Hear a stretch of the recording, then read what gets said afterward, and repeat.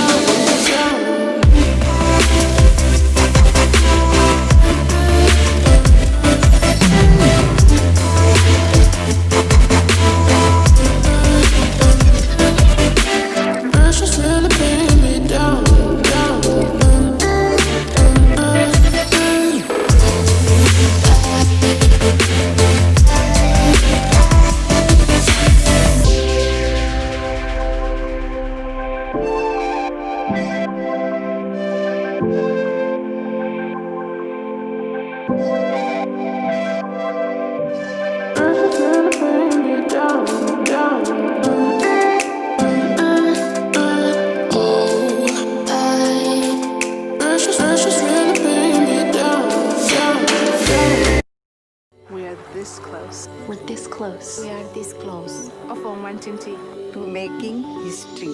This close to changing the world. We are this close. This close. This close to making sure no child suffers a crippling disease. Ever again. This close. We are this close to ending polio. Ending polio. All we need is you. Is you.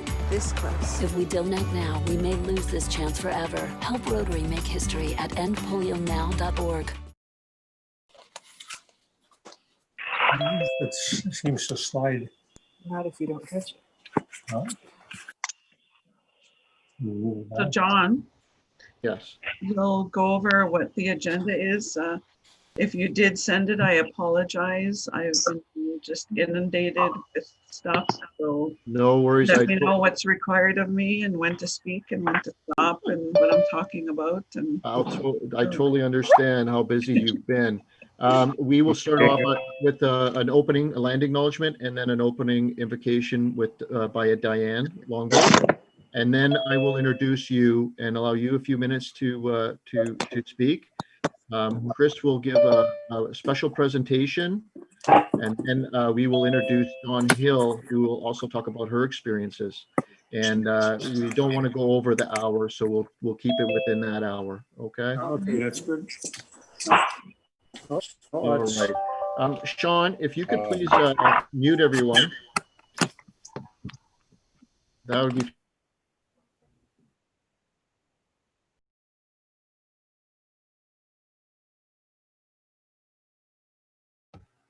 And unmute myself for a second. So it is 4 o'clock. I know we have a couple more people dialing in. Just give it a one more minute and then we will begin.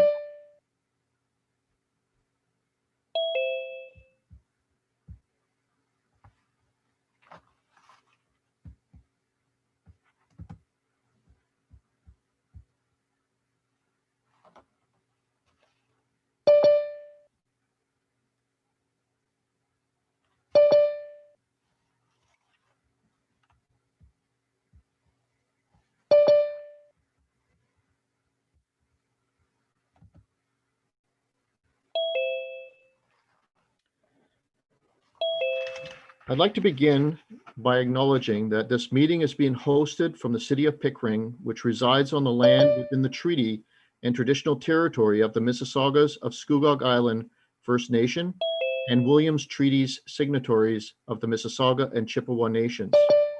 It is equally important for us to acknowledge that those participating today do so from across Turtle Island, which is a home to many Indigenous persons and communities who represent diverse, distinct, and autonomous Indigenous nations. This acknowledgement reminds us of our responsibilities to our relationships with the First Peoples of Canada and to the ancestral lands on which we learn, share, work, and live. Thank you for joining us today. Today commemorates those who were harmed by the residential school system, a system that took away children's sense of self-esteem and well-being. By gathering, we affirm our commitment to truth and reconciliation, healing, and ensuring that this never happens again. Thank you to the Rotary Club of Pickering and HIP, Honoring Indigenous People, for co-hosting this event. The dialogue that we hold today will have an impact on you. If at any time, during or afterwards, you need to speak to someone, please let me know and we will make arrangements. Everyone will be put on hold, onto mute. If you have any questions, please put them in the chat down below, and we will try to get to all of those questions with our speakers. Additionally, I appreciate all of our speakers today and their willingness to share their private and personal stories with us. It is through our learning that we strive for a better world for future generations. I'd like to call upon Diane Longboat for an opening invocation. Diane is from the Mohawk Nation Turtle Clan and a traditional teacher from Six Nations Grand River Territory. She is a professional educator with a graduate degree in education and has taught and lectured at universities across Canada and many national and international conferences and gatherings on the topics of spiritual renewal as the guiding force for nation building. She is also a HIP board member and my good friend. Diane. Thank you so much, John. I want to first of all welcome you to the homelands of the Haudenosaunee Confederacy and offer you some smudge. And even though we're connecting by Facebook and over many distances and miles, the medicine joins our spirits and our hearts and our minds together, and time and distance has no meaning. So I want to offer you that medicine. And I also want to show you the medicine that I'm going to offer on our behalf today. It's Iyonkweyonwe, our sacred tobacco that we grow in our gardens at Six Nations. And it is the medicine that we use to make offering to the Creator when we want to speak to the Creator about those things that we, first of all, want to give thanks for, but also those things that we need help with. So today is a very special day because it is our opportunity to remember all of those children who attended residential schools, those who passed away there, those who never came home because of the shame that they felt, those who were lost on their way home, and those families who still today bear the residual trauma effects of going through a system that was genocidal in nature. And so this offering of tobacco, when we speak to the Creator, is made on behalf of all of us. So I want to say some words that will bring our hearts and our minds together, because we come from various places all across Turtle Island. And when we bring our hearts and minds together with these words of giving thanks, what it really means is that we're acknowledging the beauty of the spiritual world, the Creator's vision that for creating this paradise for us. But we're also giving thanks to all of those living beings within creation. And when we speak these words, we're energizing all those beings within creation. And so I'm going to offer these words in a very short form on behalf of all of us, because if we were to hear it in a long form, we would hear it in Cayuga language or Mohawk language, and it would be sung. And it would be about 45 minutes long. So this is the short version. So for those of you who come from different faith traditions, I would ask you to join with me in the way that you give thanks and in the language that is your preference, so that we can bring our hearts and our minds together as one. Yahweh, Sangwe Disam, Ganalankwaskana, Gahandagwas Yunyats. So grateful to you, Sangwe Disam, for such a beautiful day, for the gift of life for one more day. I give thanks this day, Sangwe Disam, for all of the people that are on the earth, all of those beautiful, rich languages and cultures and faith traditions that are just like flowers in your garden, none of them having to be the same, and yet they're all flowers. We're so grateful to you, Sangwe Disam, for the creation of the mineral life that is underneath our feet, for gathering the dusts and the pollens from the most beautiful places in the universe and swirling them together to form our Mother, the Earth. We give thanks for all of the great waters that are upon the earth, the fresh waters, the salt waters, the rain waters, and the birth waters.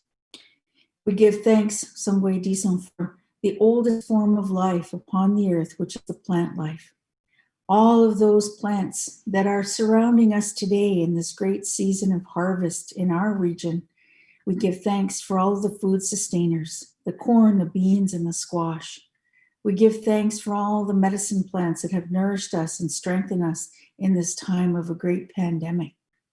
We give thanks and honor to the Yonkwe, the sacred tobacco that we use for giving thanks and for communicating when we need help from the spirit world. We give thanks and honor to all of the animal life that is here, keeps company with us, those brothers and sisters, and how beautiful they are to keep us well and at peace. We thank all of the living things that are in the waters and the flyers that are in the air. This day, the four grandfather winds are visiting us to cleanse and refresh Mother Earth. And our thunder being relatives, Loelos, are with us here this day and are cleansing Mother Earth, bringing much needed rainwaters to nourish the great waters upon the earth, to nourish all those living beings upon the land, and to cleanse the air with the lightning that the thunder beings have that come from their eyes.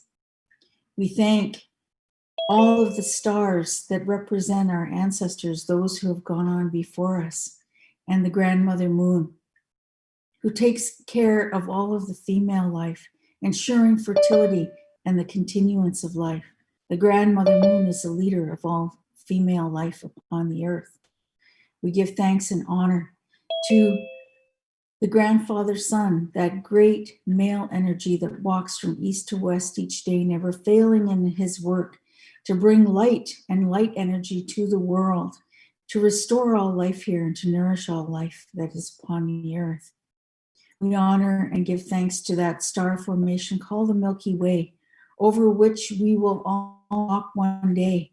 It is the bridge that joins the natural world to the high heavens of that place of peace. And so as our bodies return to the earth to nourish the mother who first nourished us in the womb, we understand that our spirit lives forever and will cross that soul bridge to that place of peace where we will find the fires of our ancestors burning. We give thanks to the ancestors for their continuous prayers for us, for they understand what it is to be a weak and a very frail human being. We give thanks and honor to all of those spiritual beings that are seated at the Creator's council fire. We say that there are 4 sacred beings that the Creator has lowered here from time to time to bring messages to us as human family when we forget those original instructions that we have been given on how to relate to the earth and how to relate to one another as brothers and sisters. And so this day we give thanks to you, Sangwe Disam, that we are here, that we can gather from various parts of the country, that we are well and at peace, that our families are well, that our communities are well and cared for. We thank you this day for all of the people who have joined us here from the many parts of the country and into Australia, our relatives there. We give thanks this day, Sangwe Disam, that we can meet in the spirit of peace. And so we have given those words of thanks, the words that come before all others, and we join our hearts and our minds together now, and we are as one. Yawa. Thank you. Thank you, Diane, for clearing our minds and establishing a pure path for the meeting today. I really appreciate it, and all the things that you do. It Thank gives you. me great pleasure to now introduce you to Phyllis Webster. Phyllis is Northern Shuswap. She was born in the Dog Creek and lives in Williams Lake, British Columbia. Orange Shirt Day grew out of Phyllis's story of having her shiny orange shirt taken away on the first day of residential school. She told that story for the first time in May 2013. It has become an opportunity to keep this discussion alive on all aspects of residential schools. Orange Shirt Day is also an opportunity for First Nations, local governments, schools, and communities to come together in spirit of reconciliation and hope for generations of children to come. Phyllis also published a first children's book called The Orange Shirt Story, which aims to bring communities together. Without further delay, I present to you Phyllis Webster. So how long do I have, Dawn? Phyllis, how long would you like? You are the superstar, and you tell me how much time that you would like. Thank you so much for being here today as well. Okay, I can do anything from 3 minutes to 3 hours. So maybe 20 minutes then. Sure. Thank you. Okay. Guksham, thank you, Diane, for that. I always enjoy hearing prayers from my sisters across the land. So Guksham, thank you for that. Wade Huidep, Phyllis Webstad Renskwaukst, Stracham Chatlem Strakwan. I say hello to everyone. My name is Phyllis Webstad. I'm from the Kennew Creek Dog Creek First Nation. I am here, I'll push this back a little bit. I am here in Shawetm Uluk, the land of the Shuswap people, here in Williams Lake, BC. I'm here in our Orange Shirt Society office. We opened our office in April of 2019 when I began doing Orange Shirt stuff, working at it full-time here from the office. And a little bit about me. I'm mother is Shuswap or Shawetm. Father is mainly Scottish. And I grew up with my granny on the Dog Creek Reserve until I was 10, and then I went to live with my aunt. I'm third generation Indian residential school survivor, so that means Granny was the first generation to attend from 1925 to 35. All of her 10 children, including my mother. My mom went from 1954 to 1964, and I went for 1 year in 1973. I turned 6 on July 13th of 1973. I just turned 53 years old. And a newly 6-year-old, I was excited to be going to school. And Granny took me to town and I purchased a shiny orange shirt. It was that Nemo shiny orange. And when I got to the residential school, my shirt was taken and I don't have a memory of getting it back again. Those that have more memory than me say what happened that they remember is their clothes was put in a box and their name was put on it. So when they went home in June, that box was given to them. And some of them had grown so much that their sleeves were almost their elbows and the pants were around their ankles, but they were sent home like that. And my story is a walk in the park compared to my grandmother and my mother and my aunts and my uncles. By the time that I went, things were very different. And The punishments, the most severe I remember is kneeling in the corner. I'm not sure what I did, but my knees hurt. I was not sexually or physically abused while I was there. And it was, the food was okay. One of my memories is eating eggs when I was there, boiled eggs, and how noisy that was with all of us students chopping away at boiled eggs. And I shared that memory with my granny, and she shared that while she was there, she didn't have eggs. And so it was a difference in the diet. And I couldn't imagine something as simple as an egg that my grandmother didn't eat for the 10 years that she was there. My book, The Orange Shirt Story, it's available in English, French, and Shuswap. It does come with curriculum and a poster for the schools. And we have this one, Phyllis's Orange Shirt for ages 4 to 6. The nuns and the crying were taken out of this one. And the story rhymes, and it's smaller for the smaller hands. And this one came out this year, August. It's Orange Shirt Day. It talks about the movement, how it started, how it has grown, how to participate. So with our publisher, Medicine Wheel Education, they are out of Victoria, BC, a small publisher. He helps elders, even though I don't consider myself an elder. I'm sometimes called an elder in training, maybe. He helps elders with their oral stories. I always say my story was here and I needed to put it in paper.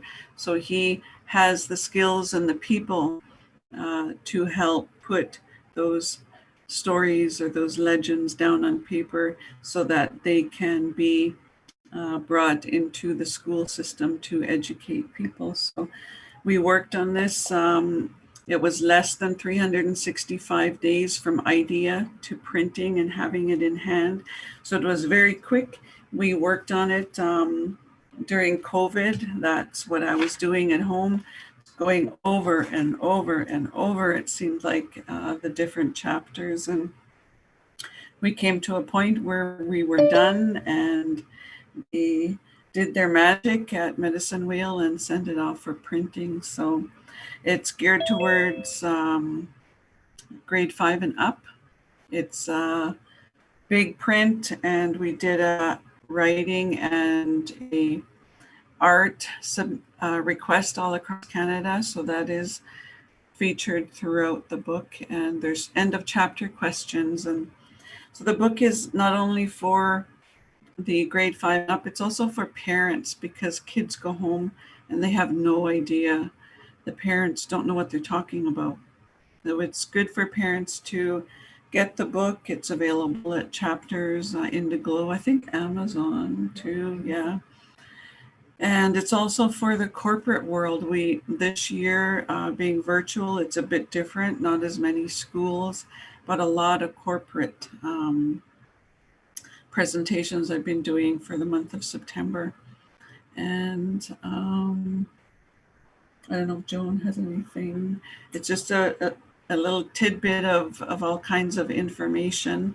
I do usually travel and do presentations, and my presentation style is PowerPoint, and I have pictures and talk to the pictures and talk about the history and its impacts on the generations of my family. I have one son and 5 grandchildren. I did not have any more children, even though I wanted.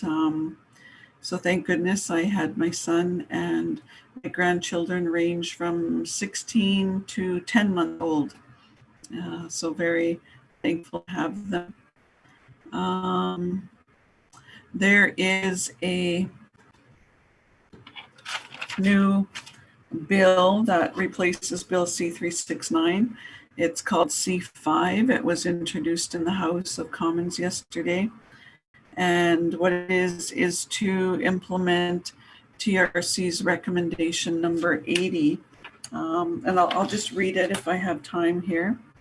It's, we call upon the federal government in collaboration with Aboriginal peoples to establish as a statutory holiday a national day for truth and reconciliation, to honor survivors, their families, and communities, and ensure that public commemoration of the history of residential schools remain a vital component of the reconciliation process. So the last bill, C-369, Joan and I were in the House of Commons when it received third reading. It went on to the Senate, but because of the election, that's where it stopped. So it has to go through again, and it may be this year, next time, it'll be a statutory holiday. And when we were there in the House, the Conservatives, it was voted against because of the cost. And my thoughts, I've been asked about that the last couple of days, and my thoughts on it are, if people are getting a paid day off, it's my hope that they won't stay home and do laundry and get caught up on yard work or whatever, that they take the day, take it seriously. There's events when it's in person, well, virtually probably too, but there's events that require a lot of people to pull off and to have a successful event. There's always something to do, and be it showing up with your smudge bowl and offering the smudge and prayer, or folding chairs, or meeting a guest speaker at the airport. There's always something to happen. So that is my hope, that that's what will happen. I'm running out of words, so I don't know if anybody has any questions that they wanted to ask or comments. I've been up since 2 this morning, BC time. Just so anxious about today. I've been doing live TV as Canada woke up. My next one is a radio, and then I am Zooming with the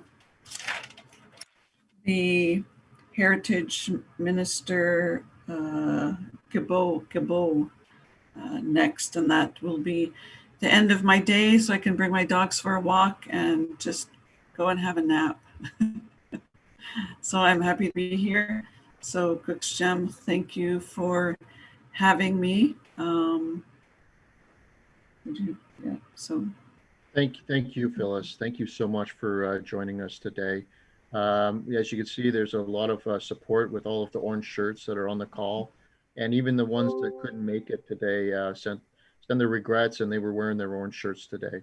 So you started something that's really, really growing, and we really appreciate the ability to be able to have you here and speak to us. Maybe not in person, but we're right here and we can see you, and that's a great thing. I'd like to introduce our chairman, HIP's chairman, Chris Snyder, to give a special presentation. Chris? Thank you, John, and thank you, Phyllis, for sharing your story and the stories of your family. It's a special treat to be able to get some insight into your background and so on. And I must say, too, thank you for getting Orange Day started. The mission, or at least the focus of HIP, is education, awareness, and the development of relationships. And certainly from our perspective, that fits right, your talk fits right into into our mandate, not just for the people on this call, but right across the country. And to me, it would be a wonderful thing if we did have a special day. And if it's the 30th of September every year, all the more thanks and power to you for introducing it and making it become reality and improving the awareness and relationships of people across the country. We're also absolutely delighted to be able to have partnered with you, and we're even happier to share a little bit of the money we raised last year in the sale of the shirts.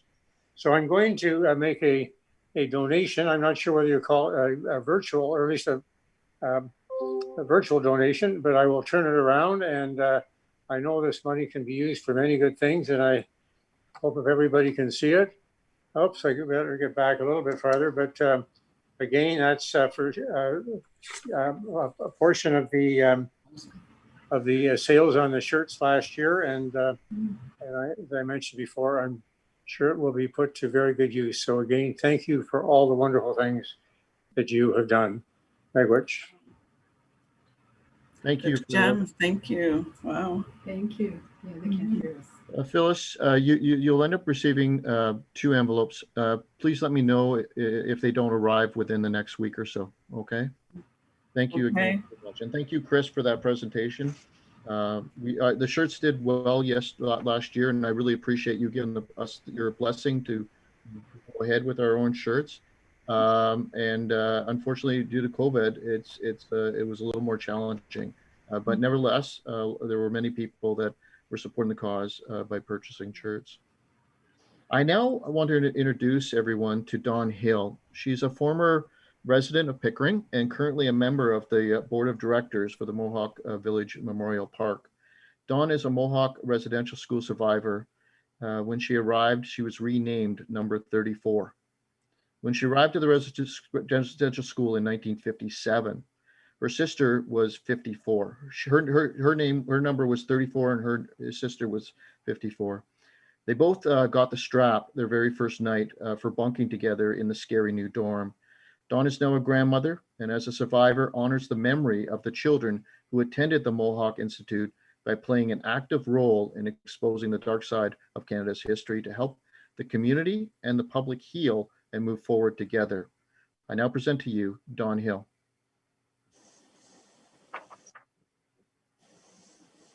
Dawn, let me just, we just have to, you have to unmute, Dawn. Dawn, can you unmute?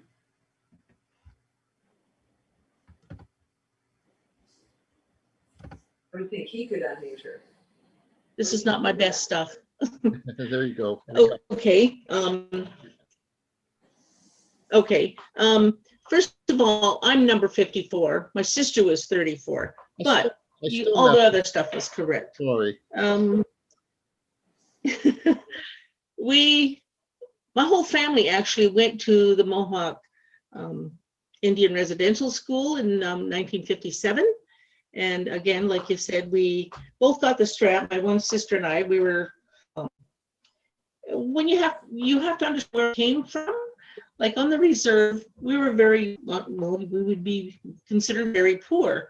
We didn't have running water, we didn't have electricity, and a lot of us slept all in the same bed. So when we were put in the dorm that first night we were there, my sister and I, we were separated, and she got scared. She was younger. And she said, "Can I sleep with you?" And I said, "Sure, come on, hop in with me." And when we called them, we were supposed to call them house mothers. I called them officers. When she comes in and she starts strapping 3 little girls on the other side of the dorm because they were talking. And she looked in our direction and said, "What are you 2 doing in that bed? Get out here." And those other little girls were crying already. So we knew something nasty was going to happen to us. And sure enough, that's when we got the strap for being in the same bed. However, no one told us that we shouldn't be in the same bed. And when you fall back on what you know, which is from our home life, we all slept in the same bed. And the reason we got to the residential school was because our father, who was Mohawk, he had passed away, I think the year before, or a couple of years before that. And our mother was a non-native, and she was trying to raise the 7 of us, but was having a very difficult time because she had to look after the kids. She didn't work, and so she was having a hard time. She had a nervous breakdown. And so my older half-sister, tried to take us in, but she eventually put us in the residential school. So that's how we got there. But I would more like to dwell on what kids would have been feeling at that time, because it was a very lonely place. That's one of the first things that when I think of the residential school, I think nobody ever hugged you. nobody ever put their arm around you or said something really nice and positive to you. It was a lot of, because we were left alone, there was a lot of fighting. Older kids bullying the little ones. But that didn't happen all the time, just sometimes. But it was enough to be a scary place for little kids because you had nobody to look after you, to defend you rather. We did have some older girls that would look after us when we first arrived, and they were the ones who made sure we bathed and brushed our teeth and stuff like that. And, kind of told us the rules about what we could do and couldn't do there. And one of the things that happened is if you were talking when you shouldn't, that was a cause for giving you the strap. I must have been a talker because I was always getting the strap for that. And I think back on it now, and I think, well, we all survived. But under what conditions and how did that affect our own families? Because we weren't raised with a family after that. You weren't told how to treat children, how to respect others. None of that was there. And so you grow up and you have to find your own way and thinking, why are people looking at me funny because I did this or I did that, and it wasn't the accepted norm. So that can be very harsh, can be kind of detrimental to your own family. Like I have one daughter and I've got 4 grandchildren, and they always tell me that it's because I went to residential school, and I'm going, what are they talking about? Because you've grown up to be a certain person, and you really can't. You try to change all that. Actually, when I became a teacher, I was a late bloomer. I went back to Lakehead University when I was 35, became a elementary school teacher. And there I learned there's many different ways to get children to conform, to do what you want. But that took all those years. And my own daughter by that point, she was like 10 or 11 when I went back to school. So it was, she had all the kind of more negative things that I couldn't teach her. And so like your life goes on, but you think back, okay, I'm going to try to do things differently with my grandchildren, have more patience, have more guidance, because now I know how to do those things. When we left the residential school, and this is a story I tell all the time too, we went to foster home in Cannington, and the foster mother says to me, when was my birthday? Well, nobody ever celebrated a birthday at the mush hall. We called it the mush hall. And so I made up one. I said, July the 5th. I knew it was 1949 when I was born. So anyway, a couple, I don't know, weeks later, she says, well, Minnie, what made you think your birthday was July the 5th? Your birthday's September the 27th. But again, nobody celebrated those things at the residential school. Like in a normal family, everybody acknowledges your birthday. So like those kind of things you learn. Nobody has to tell you. I mean, my children and grandchildren know when their birthdays are, and there's always a celebration. And I'm not too sure how long I have here, but one of the things that I found very disheartening was coming back to the reserve after I was like in my mid-20s, I think, early 20s, somewhere in there. And I wasn't really accepted because I didn't even know half of my own relatives. I knew that I had brothers and sisters here, and I knew I had some half brothers and sisters here, but I didn't really know them. And so they didn't know me. And so that kind of I didn't really want to be here because I wasn't accepted here. And I didn't speak Mohawk. I wasn't a Longhouse person. I grew up differently. And so eventually I moved away. I moved to Winnipeg, then I moved to Edmonton, and then I came back, and long story, I eventually found myself and went back to school. But I think that was the hardest part. And I know that my own daughter, she didn't want to leave this reserve. She doesn't, well, she had to go with me some of the time because I moved around a lot. But now that she's back, she doesn't want to leave here because she knows her relatives. She knows all of the things that she's supposed to know, and the community expectations. And my oldest granddaughter, who's 24, she's taking the Ongwe Hongwe language course. It's a 4-year course to learn Mohawk, and I don't know if they're going to learn Cayuga, but she's learning Mohawk, which I never had the chance to do, nor my daughter. Well, they had taught it in school, but it's not something that kind of sticks with you if you just get it sporadically. Whereas my granddaughter Becca, she takes that course and does stuff every single day, and she tries to teach her little sister and little brother. And I like it, the fact that they do teach either Cayuga or Mohawk in the schools, and it's a start because you learn all the culture and stuff, things that we never had. So John mentioned that I'm from the Mohawk Bullies Memorial Park. It's an organization that's not for profit, and we have charity status, and we're trying to put in it's actually $2.8 million park near the residential school to commemorate the lives of all the children that attended the Mohawk Institute, because it was actually started in 1834, 37, somewhere around there, depending on what part you want to talk about, right up till 1970, and it closed then. So we'd like to have that put in so that in the future, it won't be forgotten. The residential school is being restored or renovated, restored. So it's kind of not a compliment to that, but it's something positive where things have been very negative. And so that was our goal, to do that, to have that peaceful place for people, not just kids, but for people, for families, and not just for our reserve, for anybody who wants to learn about the history and stuff. I'm not too much sure how much time I have left, but we're struggling because we don't get enough money to put anything big in there. And we've been told, maybe you should make it a little smaller. But we said, no, we don't want to make it smaller. It's going to be something that is very attractive, peaceful, something that will show that people cared about those kids. Mm-hmm. And I think I probably have a lot more to say, but I can't think of it right now. And as you can see, I don't think I'm Italian, but here we go with the hands. Because that's another thing I always have done. And I didn't learn Mohawk.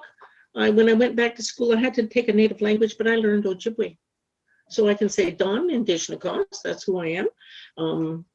Anishinaakosian, who are you? And everybody says, and yet you're Mohawk, and you took, well, it was easier to take that because all my classmates in up north were either Ojibwe or Cree or Cree. And so that language is easier to pick up when you have people who speak it fluently, which we didn't really have here. Anyway, I think that's about all I have to say. Thank you very much, Dawn. Thank you for sharing your story with us. I know that that just touches the surface of everything that you've been through and everything that you've done, but we really, truly appreciate that. I'd like to pass it back over to Diane Longboat to provide a few words of wisdom before we close off the meeting. Diane? Thanks so much, John. I wanted to share with you some of the work that we're doing at the Center for Addiction and Mental Health in Toronto. We had a meeting with our executive leadership team this morning. So our president and CEO, Catherine Zahn, and our 12 vice presidents of the hospital system. And we brought to them a reconciliation statement that would bring changes right across the hospital system in Toronto. And it was very well received, 100% supported. And I want to share with you that things are changing.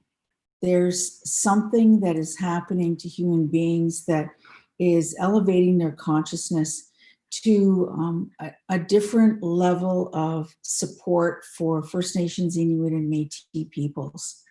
That we are no longer alone in the battles that we have for our sovereignty, for our land, for self-respect and dignity in our own homelands, that there are many allies across the face of Turtle Island that are ready to work with us and guide their own development in concert with our development. So this is a pretty exciting time to be alive. Honoring Indigenous peoples is a really great organization nationally to bring people together to work on different projects together and to support First Nations and Inuit and Métis peoples. So we have in front of us a year in which we can really make a difference. This pandemic has caused us to look at a different course of action, whether it's individually, personally, whether it's within our families, within our communities, to look at those things that are really important to us, to build and to construct and to support one another in ways that maybe we didn't before. So this coming year, as challenging as it can be with the pandemic, it also is a real opportunity for us to grow spiritually, emotionally, mentally, physically. And so I want to just offer some closing words to give thanks that we've had this time together, that we have an opportunity to share some of the really difficult pieces of that residential school experience, but also to think about the children that are unborn, that are waiting to come into this world, and the kind of world that those children want us to build for them. So we'll gather our minds together now. So grateful to you, Sangwe Disam, for this beautiful day, for the opportunity to gather together in the spirit of peace, to share stories, to share experiences, and to remember, above all, remember all of those children that entered residential schools, those who passed away, those who never came home because of shame, those who were lost on the trail trying to make it home, and the generations of our people who have suffered as a result of the genocidal policies of the government of Canada. Give thanks this day, Sangwe Disam, that we have survived, that the strength of our culture and our belief system and our way of life is so powerful and so strong that it has not only survived, but it is thriving now. And the generations of our young people are relearning languages and relearning the songs, the ceremonies, the dances, and all those ways of giving thanks and energizing the earth. We give thanks this day, Sangwe Disam, that these beautiful women are with us, that they have stories and experiences to share that continue to touch us, that these children will never be forgotten, that what has happened to our people will never be repeated. So we give thanks this day for the strength of the spirit of our ancestors, who we know, despite all of the hardships that we've been through, our ancestors continue to pray for us, continue to dream with us, vision with us, provide messages to us as sacred guidance for the way forward. We are mindful that tomorrow, October 1st, is the beginning of Spirit Month, the time when the spirits of our ancestors are so close to us. The elders tell us that they're only a hair's breadth away from us. And so we celebrate the ancestors in this month of October that is coming. And we give thanks that they continue to love us, pray for us, and continue to visit us in dreams and visions and bring sacred messages that guide us in our lives. And so with these words, we give thanks, and give thanks to honoring Indigenous peoples so they can continue to thrive and grow, and that their work will expand throughout the country and indeed throughout the world to gather people together of like hearts and like minds. So Nyawa and Miigwech to all of you. Thank you. Thank you very much, Diane. Thank you. I want to thank Phyllis again, Dawn and Diane, for being here and sharing your stories. And I know that you left us with a lot to think about, and a lot of actions are still ahead of us. So I really do appreciate that. I appreciate everyone who's participated on this call. Your participation means that you know, there are people out there who are interested in change, and good change, and we're seeing it, as Diane had mentioned. We are seeing it. So thank you so much, everyone. This concludes our call. And if you ever have any questions, please could connect with me. I think most of you have my email address now, and look forward to having future conversations with everyone. Thank you very much. Thank you.